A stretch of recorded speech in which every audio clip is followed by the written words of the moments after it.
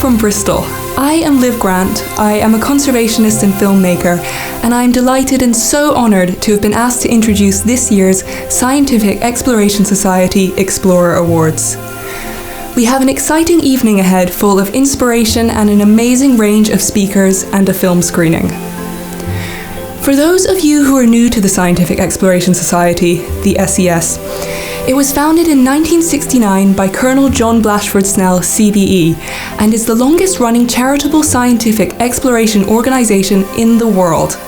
Through its annual Explorer Awards, the SES gives 6 grants to pioneers with purpose and scientific trailblazers, leading expeditions that focus on discovery, research and conservation in remote parts of the world.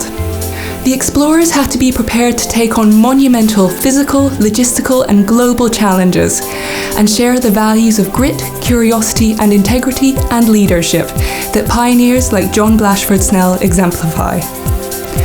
I would like to welcome sponsors, members, friends and guests from around the world for this, the 7th Explorer Awards presentation evening and our very first live stream event. COVID-19 has forced us all to think creatively, to work in a different way and embrace the technologies available to us. So the plan this evening is to welcome and introduce you to 6 outstanding individuals as they receive their 2020 Explorer Awards.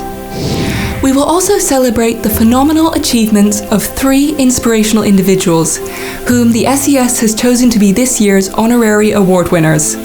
Joining us as guest presenters, we have Mark Beaumont, Tim Peake and Levison Wood, and we will finish the evening with a talk by our keynote speaker, Steve Backshall. Stay with us till the end. Before we move on to the presentations, here is a message from the SES chairman.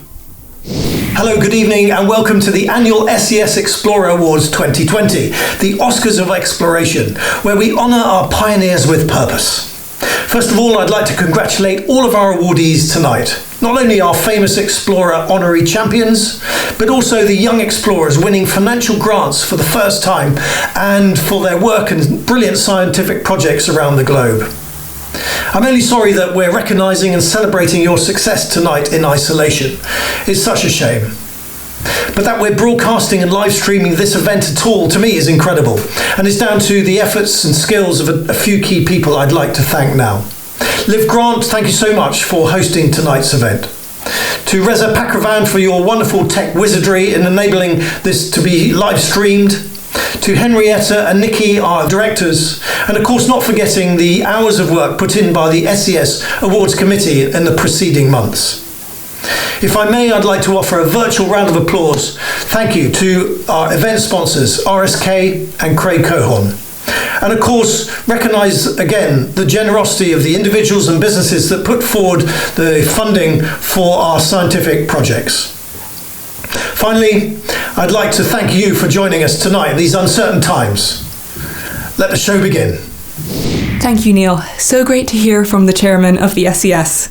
Now, I am delighted to start this evening by introducing the Sir Charles Blois Explorer Award for Science and Adventure, supported by Sir Charles Blois. This award was created to support a scientific adventurer and trailblazer, undertaking an adventurous expedition with strong physical requirements in a challenging environment, aiming to produce new scientific, physical or anthropological insight into little-known communities. It gives me great pleasure to introduce this year's winner, Emma Miller, for her well-being and resilience on the Himalaya Trail expedition. Emma is talking to us from Nepal.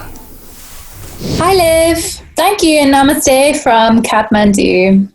I want to extend my deepest and sincere gratitude and joy to the SES and Sir Charles for this great honour.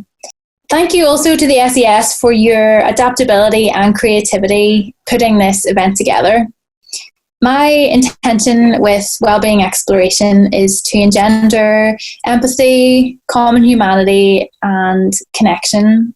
And as a wellbeing specialist, the last number of weeks I've been working with people from all over the world to prioritise their wellbeing and connect during this time. So it's more important than ever that we have events like this to bring people together.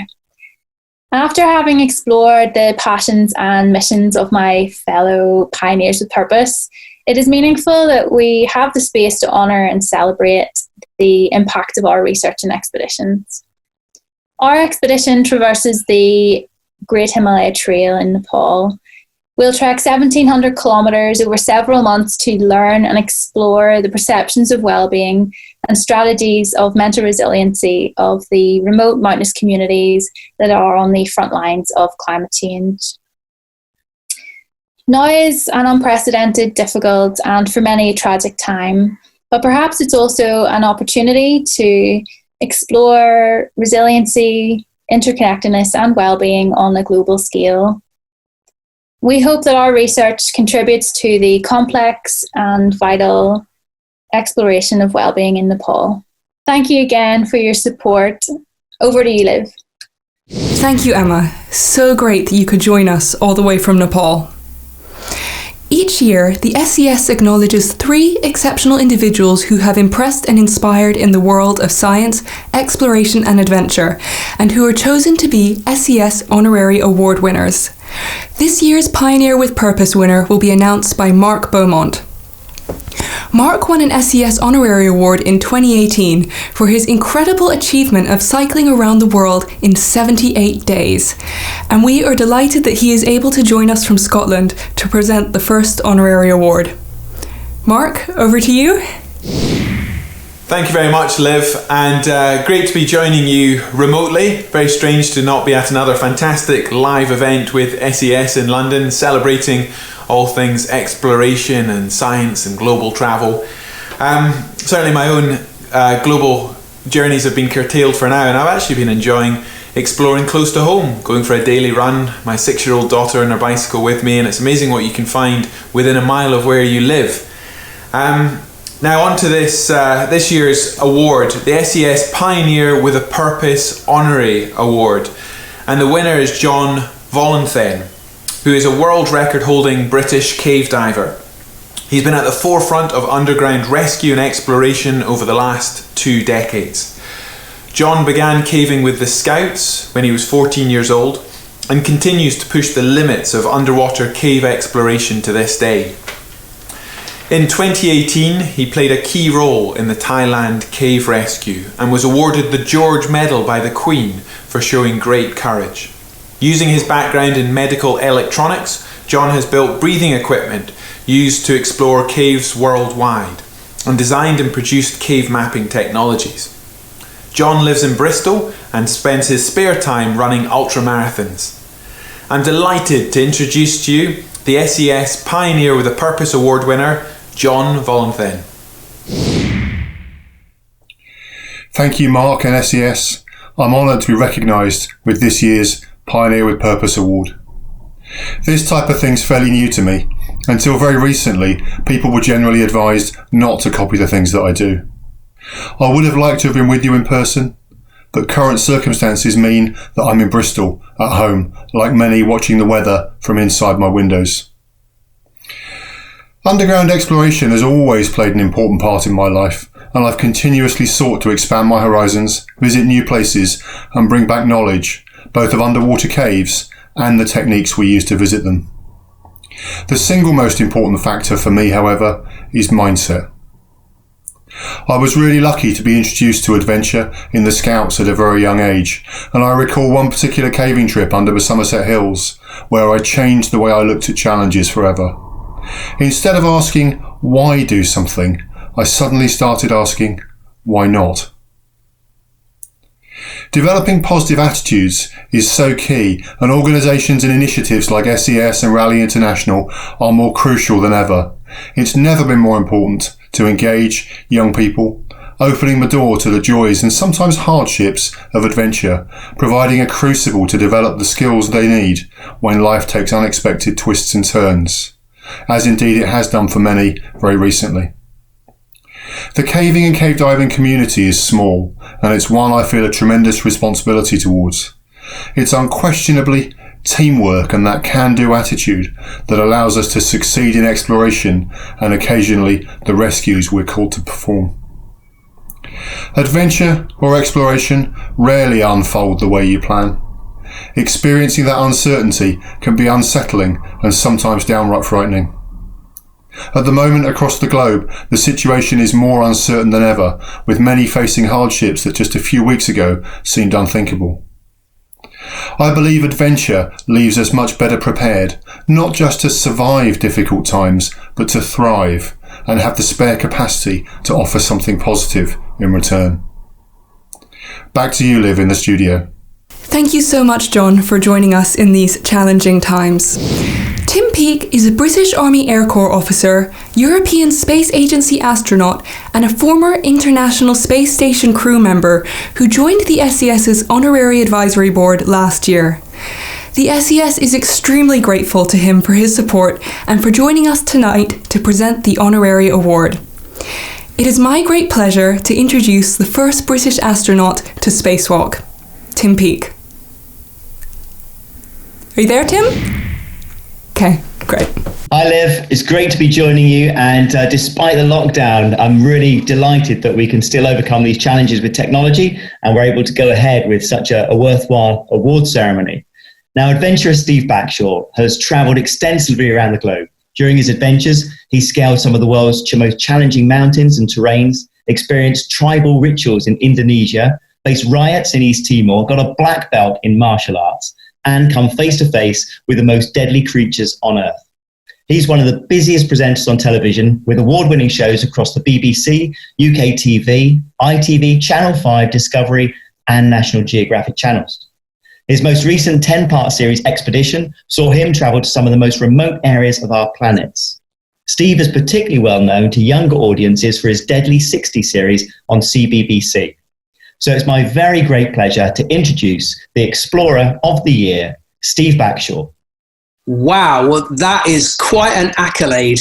And to have it coming from you, Tim, arguably our greatest living explorer, is even more of a privilege. Incidentally, to everyone else, Tim told me beforehand to say that.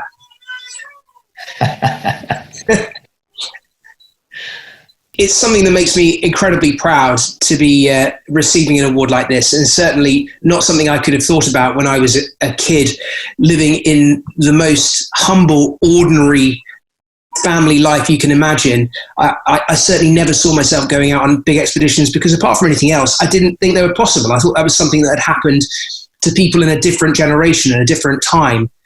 But what the last few years of going out on old-fashioned exploration trips has told me is that there's still so much left to do. There's still, at least a couple of generations worth of old-fashioned expeditions to be done. So you don't have to be heading to the stars like Tim. There are still dark cave systems where no light has ever been taken in millions of years. There are still whitewater rivers in the Himalayas and jungle rivers in South America where nobody has been before. And the opportunity to see those with fresh eyes now in this century, it completely blows my mind. It's been a great privilege for me, but I guess one of the things that is most important is how I got here in the first place, which was with scouting. So I learned so many of the skills that I use today, every single day on expeditions in scouting. I know that, Tim, you are also an ambassador for the Scouts and believe in its message as much as I do. To any youngsters out there who are thinking that this could be a part of your life or your future, please get started with something like scouting, because it will show you the way. And a massive, massive thank you to you, Tim, for giving me this award, but also to the Scientific Exploration Society for all the work you do and for this incredible honour. Now, back to you, Liv, in the studio. Thank you, Steve. You'll be thrilled to know that Steve is not only with us to receive his award, but he is also tonight's keynote speaker. It gives me great pleasure to introduce the Gough Explorer Award for Medical Aid and Research, supported by Viscount Gough. This award has been created to support an individual leading an expedition to either carry out medical aid or associated research within communities in developing regions of the world. This year's Gough Explorer is Allegra Ali for the 2020 Passage expedition. Allegra is talking to us from Israel. Can you hear me there, Allegra? Yes, I can hear you perfectly well. Thank you, Liv. Great, thanks, Allegra. Hi, everyone. So I'm currently bouncing homes between Australia and Israel with my husband and my 2-year-old son, Noah. I'm the founder of a non-profit organization called Adventurous Midwives, an ethnographer, photographer, and also a member of the Flag and Honors Committee at the Explorers Club. Since 2011, I have been conducting solo expeditions into remote indigenous communities across the world, from the frozen tundra of Siberia to the jungles of Papua New Guinea, to search and document the most important stages in a woman's life, from birth to rite of passage rituals, marriages, and motherhood.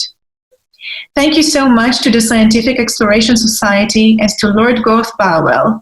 I'm extremely honored and humbled to be the recipient of the 2020 Gough Explorer Award for Medical Aid and Research. The 2020 Passage is a groundbreaking exploratory expedition to the remote and rarely visited Bosavi area of Papua New Guinea. The expedition's objectives will champion the guiding purpose of the Gough Explorer Award by creating foundation for co-creating initiatives in midwifery between contemporary midwives and indigenous midwives, and by doing so to support the health and survival of indigenous mothers and their babies. The more I learn from the incredible women whom I visit, the more passionate I become about advocating for the protection of their traditional knowledge and birthing rights, and which I believe are crucial to the human legacy of knowledge. Indigenous midwives have an incredible wealth of knowledge about plant medicine, traditional practices, and sacred rituals that not only help with childbirth, but contribute to the whole community's health and spiritual well-being. Thank you so much, and back to you, Liv, in the studio. Awesome. Thank you so much for that, Allegra. Good luck on your future expedition and stay safe. The Neville Shulman Explorer Award for Expedition Filmmaking is supported by Neville Shulman CBE. The winner has to be an individual with filmmaking experience organising a scientific or geographical expedition who is required to produce a short film to communicate the expedition's results to a wider audience. Before we announce our 2020 winner, we are going to screen the 2019 Neville Shulman Explorer Reza Pakravan's film The Great Green Hope, which Neville has kindly offered to introduce. Thank you so much for your introduction. It's always good to be with you all at the Scientific Exploration Society. It's such a great honor for me to be part of the SES. I'm very proud indeed to present the winner of last year's award, Reza Pakravan, who is a filmmaker extraordinaire, I would say, because Reza has dedicated himself over the last year to making a film of importance and spending a great deal of time and effort and his resources in order to try to create a film which I think you will find very important, very impressive, and hopefully will continue the message that Reza believes in so much. He was very concerned about the climatic changes taking place in the Sahara region, wanted to record them, wanted to speak to the locals and try to find out if there were ways of going forward. And it wasn't all a disaster, and it isn't all a disaster, because Reza has called his film The Great Green Hope, and that's what we're looking forward to hearing about today. So Reza, over to you and The Great Green Hope. Thank you, Neville, for the introduction and your continued support throughout the production process. The Great Green Hope, indeed. I spent the last 2 years traveling through the Sahelian countries. These forgotten frontiers are marked by war, insurgency, and climate shocks. And in the midst of darkness, I found a beam of light, and that was the Great Green Hope. Enjoy.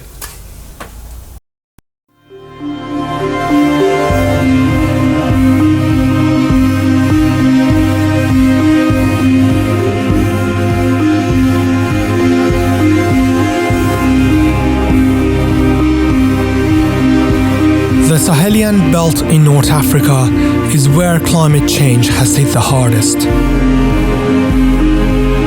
A wounded frontier, which holds stories of men and women struggling to survive in one of the harshest environments on the planet. This is the front line of the global warming crisis, and it has contributed to the greatest human migration ever witnessed on Earth.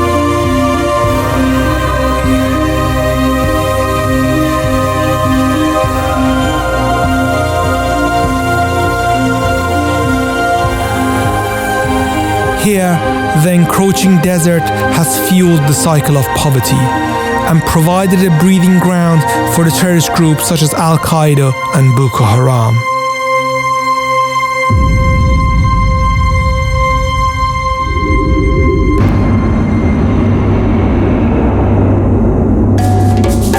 At the end of one world and the beginning of another is a land of encounters known as the Sahel. In recent years, climate change and desertification have severely degraded the land here.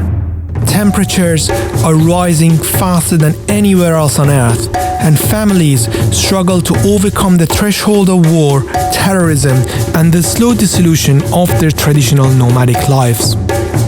Here, survival is a talent and an exercise anchored to life. But people have never lost hope. I've come to northern Senegal, where the Sahel has started to come back to life again. Resilience has manifested itself in the Great Green Wall, an emerging wonder changing lives on the African continent. A dream to grow a wall of trees and plants across the entire width of Africa, to bring life back to the Sahel and provide a solution to the migrant crisis. My name is Reza Pakravan. I'm a writer and filmmaker. I travel to remote parts of our planet, documenting the experiences of indigenous people whose lives have been impacted by environmental issues. The Great Green Wall started as an ambitious plan of planting a wall of trees across the continent. But in recent years, the plan has evolved, and land management has become an integral part of the project, aiming to restore degraded land in the region. L'importance de la Grande Muraille Verte, c'est pas seulement planter pour planter, non. Mais aussi, c'est d'abord créer les conditions de vie, c'est-à-dire de biodiversité. Il y a des problèmes aussi de mortalité, vous voyez. Cet arbre est déjà mort, vous voyez. Avec le repos du sol et aussi l'impact de la clôture pour pouvoir avoir une régénération. Le seul capital de ces populations dans cette zone, c'est surtout la terre. Aujourd'hui, la dégradation de ces terres, qui est amenée par cette désertification, fait que ces populations ne parviennent pas à avoir des activités telles que l'agriculture, l'élevage, l'arboriculture. Mais qui dit pauvreté dans une zone, ça veut dire que les gens vont se déplacer. Donc cela va amener la migration. Les populations vont se déplacer, aller voir ailleurs où vraiment ils puissent survivre.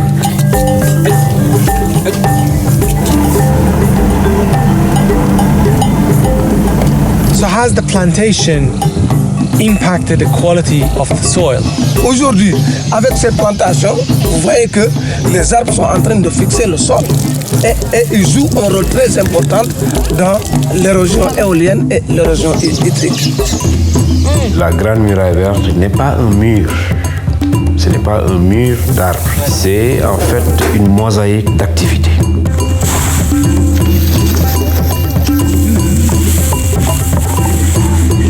On a constaté que beaucoup d'espèces ont disparu. Donc maintenant, au fur et à mesure qu'on installe, qu'on fait des plantations, il y a le retour de certaines espèces. Notre activité, c'est de faire revenir la végétation. Le rôle que nous avons, c'est faire en sorte que ces populations qui vivent maintenant dans la pauvreté, qu'on puisse leur donner des revenus, des activités qui leur permettent de rester vivre dans ces zones-là. Since starting the plantation and the introduction of land management in 2010, the soil has improved significantly. People can now grow fruit and vegetables and feed their livestock. Those previously forced to find new pastures or migrate to cities are now staying. The Great Green Wall has not only restored the degraded land, but has also created jobs and food security. Climate change in the Sahel is not an abstraction, it's a part of everyday life. At the center of the continent is Lake Chad, which in recent decades has shrunk by 90%. As the desert encroaches ever further, families find it increasingly difficult to find a living out of fishing and farming. Currently, over 10 million people are reliant upon aid to survive. This is one of the biggest humanitarian catastrophes on Earth.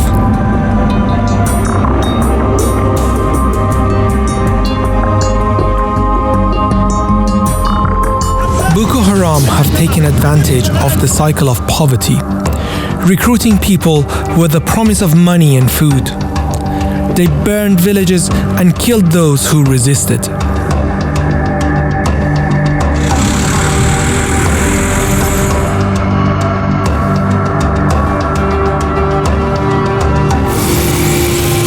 Actually, they forced you to walk for 1 month.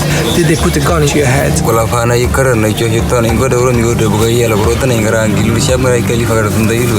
How long did you stay in Nigeria and how was life like under Boko Haram?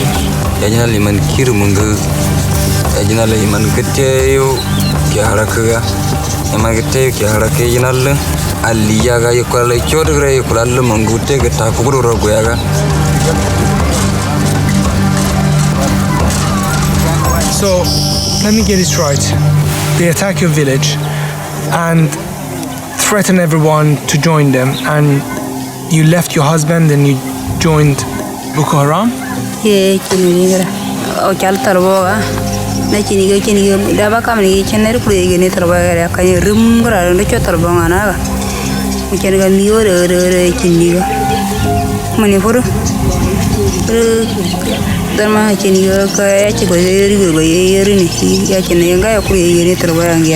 Oh, I'm really sorry. So your husband actually died while you were in captivity?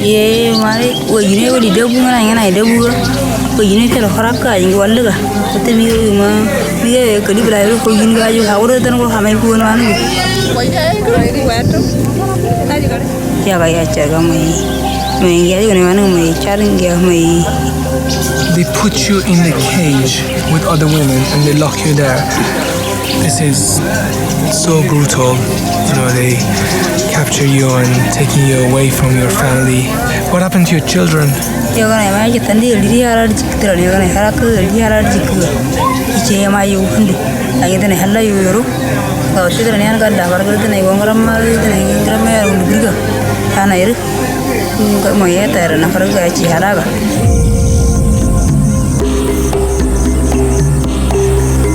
In West Africa, up to 80% of the population live in rural areas. Struggling families move away from their homes in search of new fertile land. Youth unemployment is an enormous problem across the Sahel and a massive driver of migration. But those in search of a better life in Europe also fuel human trafficking in Niger. Niger has become the principal hub for illegal migrants journeying to Libya and on to Europe. At the center of it is the ancient city of Agadez, where the human smuggling trade is booming. For many, this is the starting point of a perilous journey across deserts and seas. 200 francs CFA. 200 francs CFA. How many euros is that? Less than 50 cents euro. And this is the life support mission. That's basically that's the safety belt. That's the life depending on this. Yeah. 3 days. 3 days on this. Yeah, 3 days. They go to Libya. All them. Tu vas faire en Libye. Chercher le travail. Okay. He's going to look for work. Yeah. No, buy that you go put it buy up. Now please, yeah. Man, sit down. 11 hours of driving. Yeah. No stop. No stop. Are you ready for tomorrow? 11 hours in this position. Ready? Très bien.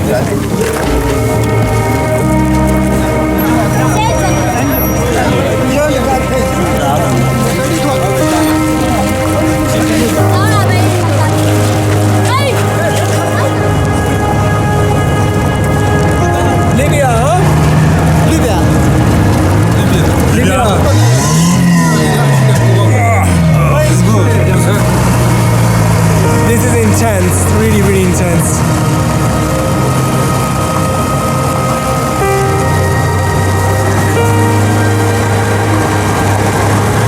how many people are in this truck.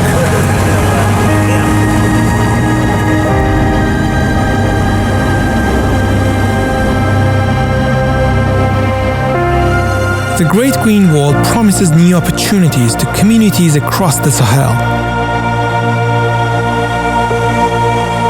Now, more and more countries across the region are joining to support this incredible initiative. The project promises to restore 100 million hectares of degraded land, offsetting 250 million tons of carbon and generating 10 million jobs. How this target is going to be achieved remains to be seen. Certainly, the success of the Great Green Wall depends upon its commercial viability. Local communities will only buy into it if they see its commercial benefits.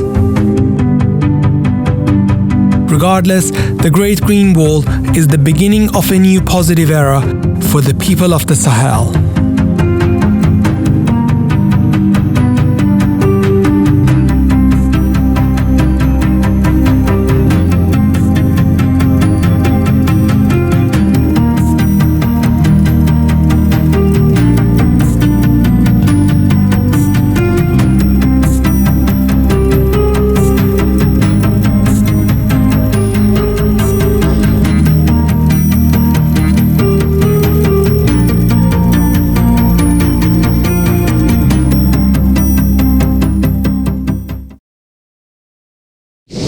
Thanks, Reza. You made an excellent film, and we're very impressed. I knew that we would be, but it's great work indeed. So congratulations so much to you, Reza. Now we turn to the award for 2020. And as always, we've had a lot of very excellent applications and submissions by would-be filmmakers, but the award is going to someone who is pretty impressive herself, a lady called Amy Hong. And Amy is a filmmaker and a communicator, and she, together with her project partner, Laurie Hedges, is going to Rwanda to film the making on the initial steps of a new national park. And Amy will tell us more about the ways she's going to record the initial steps of this great new national park, as well as recording, hopefully, the local key species and the local communities, so we know more about the regions where it's being created. So, Amy, I look forward to hearing more from you now on how you planned your expedition. Thank you indeed. My name is Amy, and I'm very honored here today to be receiving the Neville Schumann Exploration Award. First of all, I would like to thank my project partner, Laurie Hedges, my family and friends for supporting me throughout the journey. For my project, I will be working with the Rwanda Development Board to make a film about the Gishwati-Mukura National Park. The Gishwati-Mukura National Park is a newly established park in 2016. But previously, it has suffered greatly from deforestation, down to 1% of its former size. So now the success of the park really depends on the buy-in of the local communities, and with our film, we'll have the opportunity to use the film to attract eco-tourists, which will generate income that benefits the local community. And during the expedition, we'll be taking local talents on to train them into Rwanda's future conservation filmmakers. So this project is not only a project that will document what conservation has been done in Rwanda and its great achievement, but also it will be an opportunity to give the voice back to the Rwandans and let them to tell their own conservation stories in the future. So I'm super excited about this project, and I would like to thank Scientific Exploration Society so much for the opportunity. And I know my partner, Laurie Hedges, is really excited about this opportunity too. So off to you, Laurie. Thank you, Amy. I just want to say how incredibly excited I am to be going back to Rwanda, to working in this brand new national park, Gishwati Mukura, and to working with the Rwandan Development Board on what I really believe is going to be a great project. So first and foremost, I just want to say the biggest of thanks to Amy. I want to thank the Scientific Exploration Society for believing in us, for believing in this project, and to our partners, the Rwandan Development Board, for going along with us on this project. And I'm just so excited to get going. Thank you, everyone. The next award is the Rivers Foundation Explorer Award for Health and Humanities, supported by the Rivers Foundation. I am extra excited to present this award as I was the recipient in 2018, and it gave me the most wonderful opportunity to go on an adventure to one of the most remote islands in the world. This award is for an individual leading an expedition combining adventure with humanitarian purpose, benefiting communities in developing regions of the world. The 2020 Rivers Foundation Explorer is Craig Nuttall for his Garwal Mountain Rescue Project. Craig is talking to us from Utah, USA. Over to you, Craig. Thank you, Liv, and hello, everybody. I'm sitting here in quarantine in Utah in the United States. They asked me to find a quiet place for this. With 6 kids at home, I'm not sure that's even possible. Not a lot of social distancing going on here. Anyway, so I just want to, first of all, say thank you to the Scientific Exploration Society and the Rivers Foundation for making the Garwal Mountain Rescue Project possible. I'm so humbled by the opportunity to be named the 2020 Rivers Foundation Explorer. I want to introduce myself a little bit. I'm a professor in the College of Nursing at Brigham Young University in Provo, Utah, in the United States. I'm also a nurse practitioner with a background in emergency medicine. I love the mountains. I love everything about them. And I've spent most of my professional life studying mountain medicine. This has taken me to some very remote and beautiful places. This past year, I had the opportunity to travel to the Garwal mountain range in the Indian Himalayas. And while I was there, I saw thousands of Hindu pilgrims making their way to temples. I saw alpinists preparing themselves to scale some of the most challenging peaks in the world, and I saw villagers struggling to make ends meet. What I didn't see were hospitals, clinics, and healthcare providers. Many of the people that travel to this region will need urgent access to medical care. Unfortunately, the closest hospital is several miles away, several hours of travel away over mountain passes and over washed out roads, sometimes not even possible. This experience had a profound effect on me. I knew I had to do something for the people of this region. I'm from the mountains too, and I feel a special connection to these people.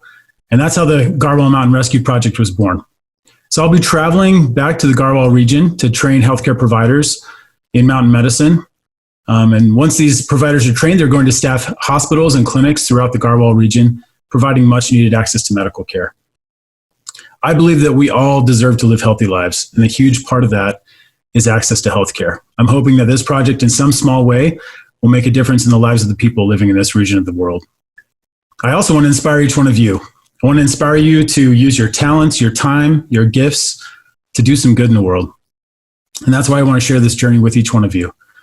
Again, I'd like to thank the Scientific Exploration Society and the Rivers Foundation for making this project possible. Thank you so much, and I hope everyone has a great time and stays safe.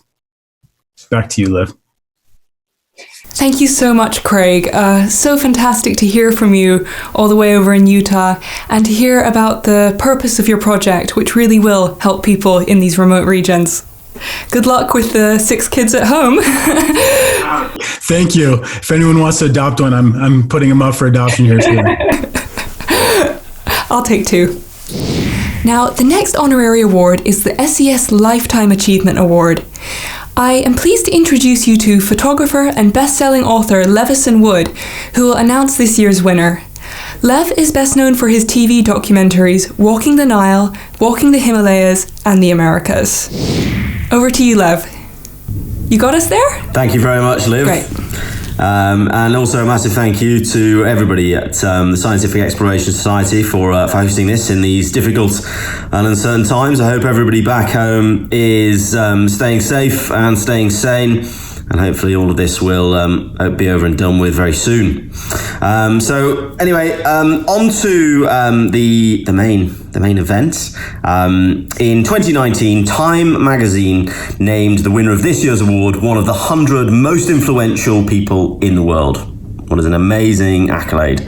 So I'm very proud to announce that this year's SES Lifetime Achievement goes to Dr. Jane Goodall, DBE, founder of the Jane Goodall Institute and the United Nations Messenger of Peace. In July 1960, at the age of just 26, Jane travelled from England to what is now Tanzania and ventured into the little-known world of chimpanzees. Equipped with a notebook, some binoculars, and a fascination for wildlife, Jane braved a realm of unknowns to give the world a remarkable window into humankind's closest living relatives. Through nearly 60 years of groundbreaking work, Dr. Jane Goodall has not only shown us the urgent need to protect chimpanzees from extinction, she has also redefined species conservation to include the needs of local people and the environment. The Jane Goodall Institute has offices in more than 25 countries around the world and works to support the core programs including Take Care, 2 sanctuaries for orphan chimpanzees, and Roots and Shoots, Jane Goodall Institute's humanitarian and environmental program empowering young people of all ages to become hands-on and involved in projects for their community, for animals and the environment. Today she travels the world more than 300 days a year. What an amazing commitment. Speaking about the threats facing chimpanzees and environmental crises, urging each of us to take action on behalf of all living things and the planet that we share. It is an absolute honour to present this award and hand you over to Dr. Jane Goodall. Thank you. Well, thank you so much, Lev. This is truly a great honour, this wonderful medal from the Science Exploration Society. And I was sort of thinking about, a Lifetime Achievement Award. Well, maybe not everybody knows, but I actually began my scientific career when I was 1.5. According to my mother, she came into my room and she found I was very carefully watching a whole lot of earthworms that I'd taken into my bed. She said, "Jane, it looked as though you were wondering, how do they walk without legs?" And instead of being angry, she helped me put them back in the garden. Then probably some of you have heard the story of how I was given a job of helping collect hen's eggs when we were staying for a fortnight on a farm in the country. And apparently I was asking everyone, but where does the egg come out of the hen? I couldn't see a hole big enough. And nobody told me. So what I remember vividly is seeing this hen go into the hen house. And the first one flew away, frightened, and because I crawled after her, and then I went into an empty hen house. I waited for apparently 4 hours, and the family called the police. And again, my mother didn't get angry. She sat down to hear the exciting story of just how a hen lays an egg. When I was growing up, there was no television, and I explored science in 2 ways. First, I spent hours and hours, every free hour, outside in the garden, on the cliffs around our home in Bournemouth, which is where I'm speaking from today, and watching the birds, finding nests, going back day after day to watch the baby birds fledge and then fly away, watching the jumping spiders in the garden, watching the plants growing. And the second way I learned was from books. There was no TV back then, as I say. And so it was books. I was 8 when I got Dr. Dolittle, the story of Dr. Dolittle, from the library. We couldn't afford new books. And war was raging anyway. And of course, I fell in love with this doctor who could speak animal language. Oh, how badly I wanted to speak animal language. And the first book I ever had, I loved it so much. My grandmother saved up and got me a copy. I still have it today. And then when I was 10, I saved up enough pocket money to buy this little second-hand book. I have that too, Tarzan of the Apes. I hadn't heard about Tarzan, but of course I fell madly in love with this glorious Lord of the Jungle. Was very jealous when he married the wrong Jane. So that led to my dream. I will grow up, go to Africa, live with wild animals and write books about them. And eventually I saved up enough money. I didn't go to university, we couldn't afford it. But I saved up money when I was invited to Kenya by a school friend, and I joined her, and while I was there, I was lucky enough to hear about Dr. Louis Leakey, and he's the one who gave me my chance. He said afterwards that he chose me because he wanted a mind uncluttered by the reductionist thinking of animal behaviorists at the time, and because I was a woman and he felt that women just might have more patience. And he asked me if I'd go and live with and learn from not just any animal, but the one most like us. So back in 1960, 60 years ago, I began this research on the chimpanzees. But how did I do it? Finally, he got a grant, 6 months' money, a very small one, from an American philanthropist. And if I hadn't had that small grant, that study would never have happened. Afterwards, the National Geographic Society came in when I'd seen tool using. But that small grant, I want to say to you that what you're doing in your society, providing small grants to people in faraway places exploring, it makes all the difference in the world. So I'm really honored to receive this medal from you. I shall treasure it. It means a lot. And now, back to the studio. Thank you, Jane, and keep safe. The Elodie Sanford Explorer Award for Amateur Photography is an award created by family and friends in memory of Elodie Sanford. I'm delighted to introduce you to Paul Sanford, who will tell you more about this award and announce the winner. Over to you, Paul. Thanks, Liv, and a special hello to all of you, wherever you are. I'm here in the beautiful city of Bath. What a night of great celebration, and what a great exhibition, I suppose, of what can be done when you embrace the pioneering with purpose, as the SES has done tonight. So before announcing the winner of this year's award, I think it's important, especially during difficult times like these, to take a moment to give thanks for those that have helped. As a donor myself, I'd first like to join with everybody else in thanking the SES, especially Nikki and the members of the assessment panel. Thanks for all the hours that you've put into the selection process on our behalf.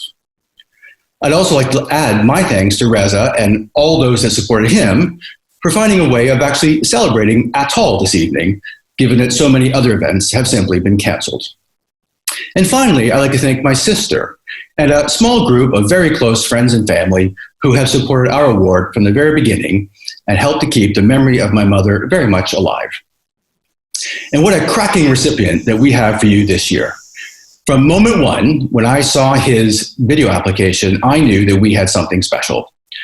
We have a charismatic young pioneer. We have an exotic and remote destination. We have tropical jungle. We have the search for a rare and endangered species that needs our help.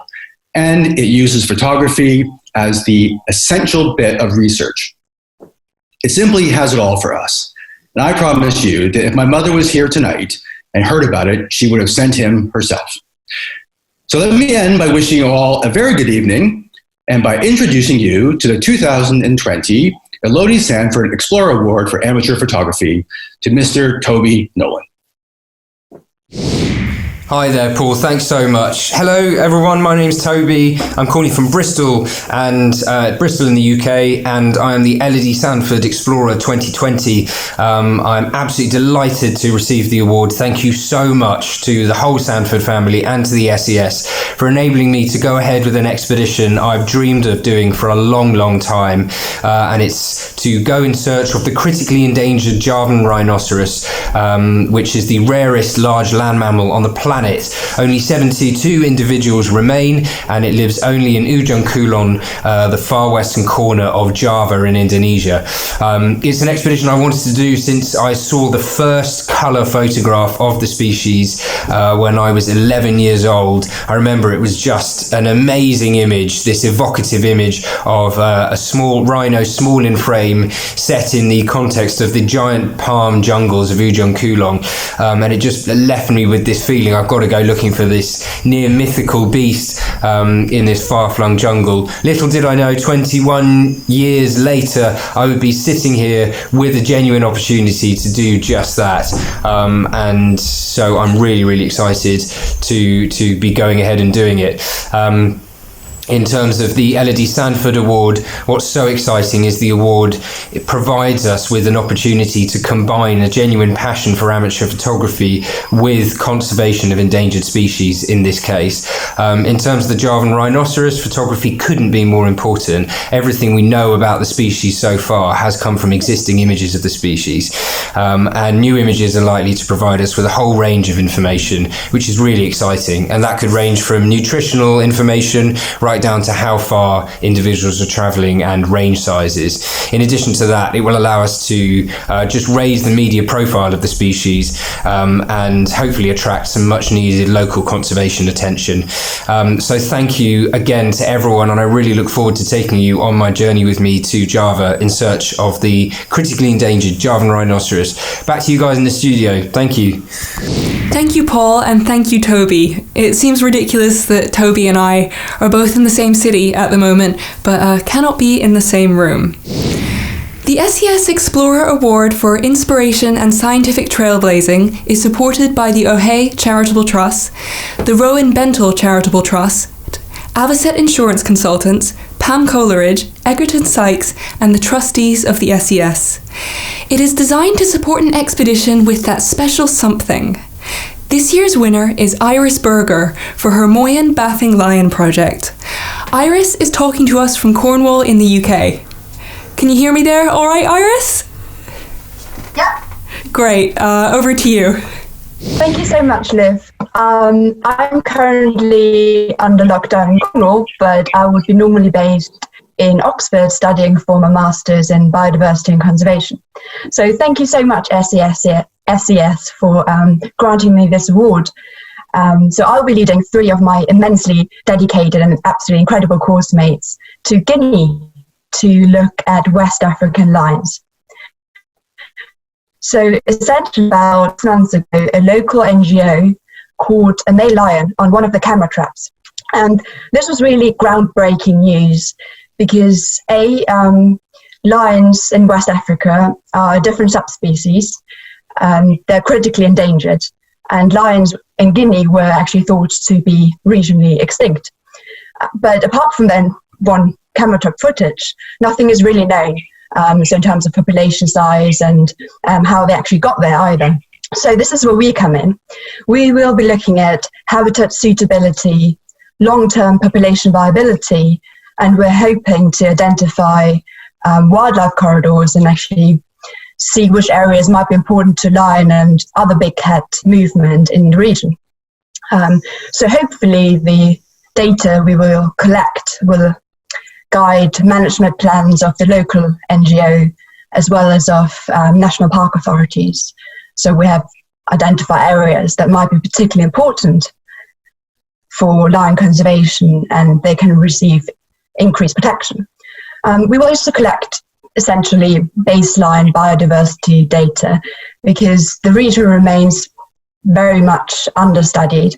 So really any relatively basic data. Can we hear? Wait, Iris? So much SES. Sorry, we lost you there, Iris. What? Sorry, we lost you there. Could you pick up from the, it's fairly unknown, the area? Can you hear me? Yes. Okay. Sorry, thanks. So the whole region really remains very much under-researched, and really looking forward to getting outside again and leading this expedition. So many thanks to SES, and back to you, Liv. Awesome. Thank you so much, Iris. We have almost reached the end of the 2020 Explorer Awards presentation evening. Thanks to all of you for joining us from around the world, for celebrating the Explorer Award winners, and for sharing this special occasion with them.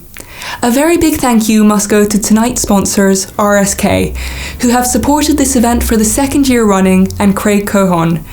Both RSK and Craig were unflinching in their support, despite changing this event from a physical one to a virtual live stream.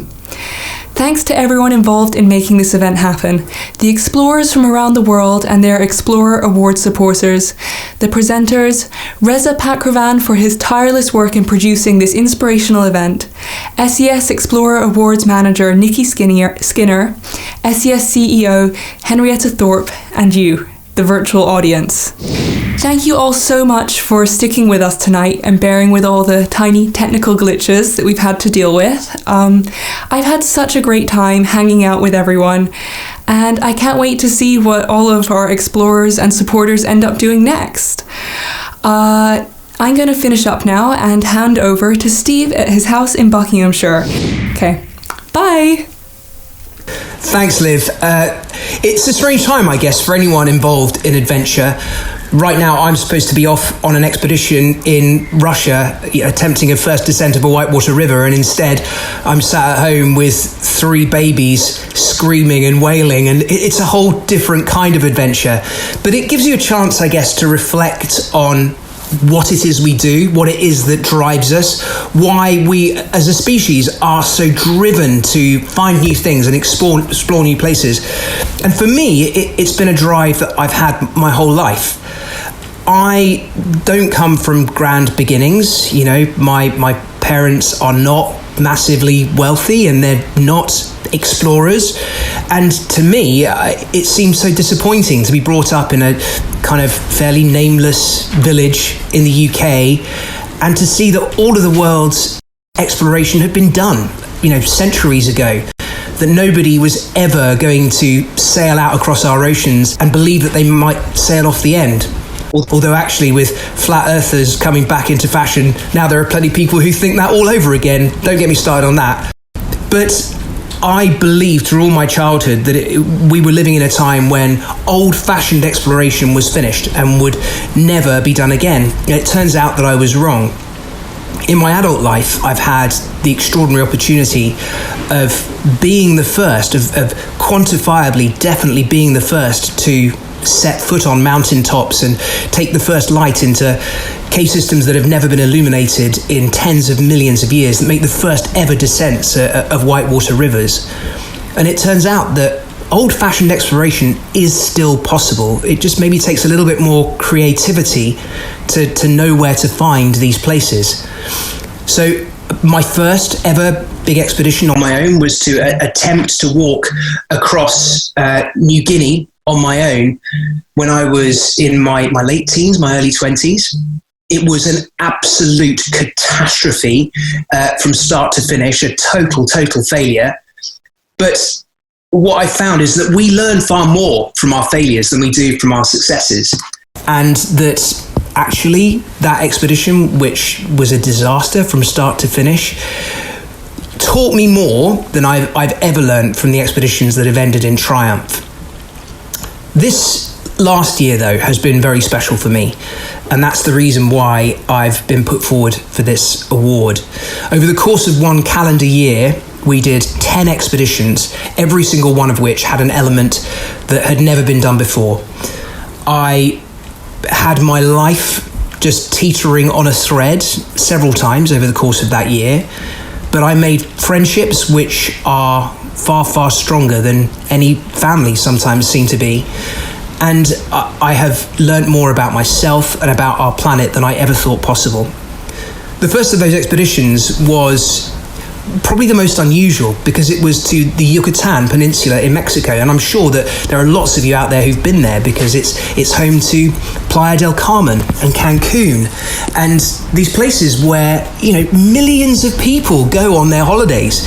And yet, if you step inland, no more than a few miles, you find a dry forest where very few people ever go, and below that is a lattice work of caves which are flooded with water, crystal clear water. And there are hundreds of miles, literally hundreds of miles of cave passage there that have never been explored before.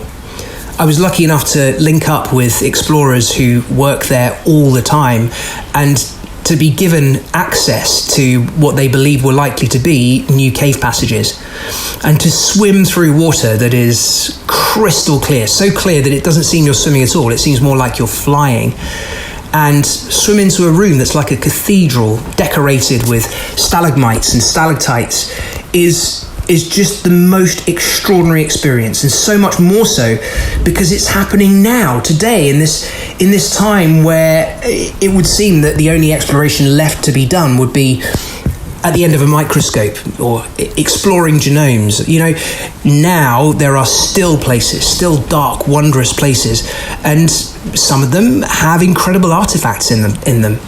So explorers have been finding in these sunken cave passages the bones of long extinct animals, gymnosperms and mastodons, and the bones of our ancestors, of the ancient Maya, who may have been walking through these passages when they were dry, who may have swum into these passages, who for them they were sacred places. I've been lucky enough to walk into cave systems where emblazoned on the walls that have been, marked in charcoal, these drawings of jaguars and tapir, and thinking that several thousand years ago, my ancestors from the ancient Maya would have wandered into those caves using a blazing torch to mark these extraordinary forms on the wall. It just sends a chill up the back of my neck. We were working in teams of people who are all the absolute best at what they do, and as anyone who's ever planned an expedition before will know, that is just critical. On an expedition, you put your life into other people's hands every second and expect them to do the same with you, and that's why you form such fast friendships so quickly. The second big expedition was to the frozen north, up to the Arctic, a place that's changing faster than anywhere else on the planet, and specifically to Greenland and to the world's largest fjord. Our aim was to paddle down this fjord when it had never happened before, in the spring, when it should be just completely sealed in with ice thick enough that you can drive a tank across it. Our summation from looking at all of the science was that because this region is changing so fast, for the first time ever, this fjord was going to be open. There was going to be open water there at this time of year.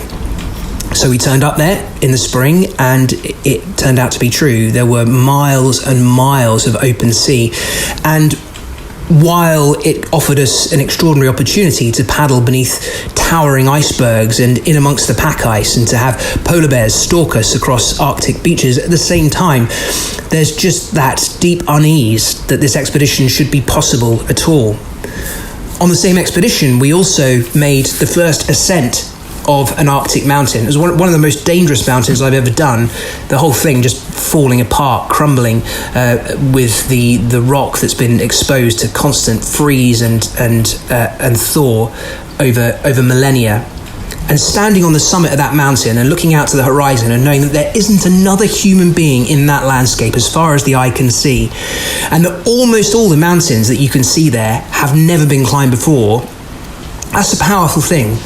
It's a powerful thing for the youngsters who, are like I was when I was a kid, who are thinking, oh, well, what's the point of me getting into expeditions or adventure or exploration? That's all been done before. Well, it hasn't. There is still so much out there. There are still several generations worth of mountains left in Greenland for people to climb for the first time.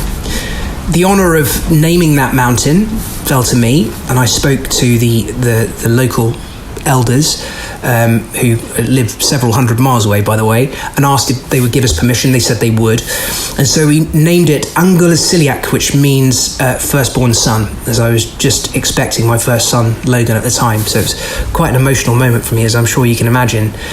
And not long after I got back, Logan was born, and it was a transformation for me. But I didn't have long to be a dad, because the next expedition was heading to the Middle East, to the deserts of Oman. There we found canyons that had never been descended before. It's quite. People ask how you know that a canyon is fresh and that no one's been into it before. Well, first of all, people that do expeditions, they record every new expedition they do. But in these canyons, it was crystal clear because, a lot of them were being used through deep time over thousands of years. And you could see the polish on the rocks from people using the canyons for centuries looking for water. And there'd be cairns and there'd be, evidence of people passing through them. And then in more recent times, to descend giant overhanging drops, there's no way of doing that without having modern equipment. And to do that, you'd have to have ropes that would be left in place or bolts that would be left in place. And if there's no evidence of those sorts of things, and you're in contact with all of the people that do exploratory canyoning in that part of the world, then, you know that you've got a first. And it was just an extraordinary experience to drop down into these bowls in the canyon with towering rock walls either side of you and know that no human being has been there before. It's a really strong thought, particularly in this day and age. And the canyons were stunning, filled with incredibly harshly adapted desert wildlife. At the bottom of one of the falls we found saw scale vipers just there where our ropes fell at the bottom of the canyon. Most of the expeditions that I do are in rainforests, and this particular project was no exception. So probably the longest time we spent in the field was in Suriname, which is a country to the north of South America. And it's a really exciting place because the population is tiny, just a few 100,000 people in a country that's pretty much the size of England. And all of those people are clustered at the coast. So the interior is just empty rainforest. And we did a lot of research. I've been planning this particular expedition since 1997. And what we did was we were looking at Google Earth, but looking at successive strips of image. So you'd look at parts of the rainforest, you'd zoom in on particular parts of the forest, and not just the current image, but you'd look back at it at different times throughout the year and over different years going back. And occasionally you'd catch a glint of gold in the forest where it shouldn't be. And that's light reflecting off a river that doesn't occur on any map, that doesn't exist. And what we did was we used helicopters to drop in at the sources of those unknown, unmapped rivers and then paddle them down back to where they reached known territory. We were in the rainforest for about 6 weeks in total, and although we all started to really get on each other's nerves, the experiences were just jaw-dropping. And the one in particular that I will never ever forget was we were on one river and we were looking at our GPS and we could tell that we still had 100 meters of descent to make before we came back to the main river, but the main river was no more than 5 or 6 miles away. So somewhere we had to lose a whole bunch of altitude, and we were thinking, this is going to be terrible. We're going to hit miles and miles of rapids and it's going to be hell. We have to carry the boats and all the kit.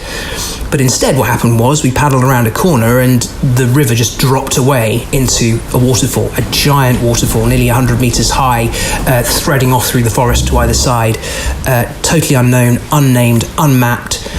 The nearest local villages were 5 or 6 days away. They had no idea that this waterfall even existed. We went back through all of the records from previous exploration, and there was no record of the waterfall. We were the first people to see it.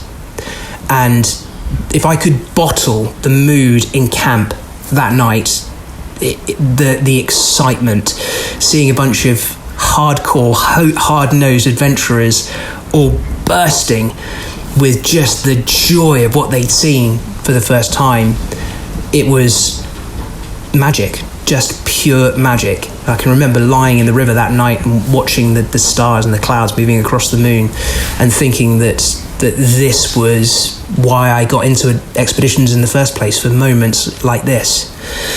I haven't got time, unfortunately, to tell you about all the other expeditions. My time's short, but what I want to say is to any of the young people out there who are watching this, there is nothing that will make you feel more alive. There is nothing that will form faster friendships. There is nothing that will give you more of a sense of purpose than adventure. And they don't have to be massive expeditions to the most far-flung parts of the world. Adventure starts at home, and you have to learn your skills somewhere. So learn it with the Scouts or with the Duke of Edinburgh.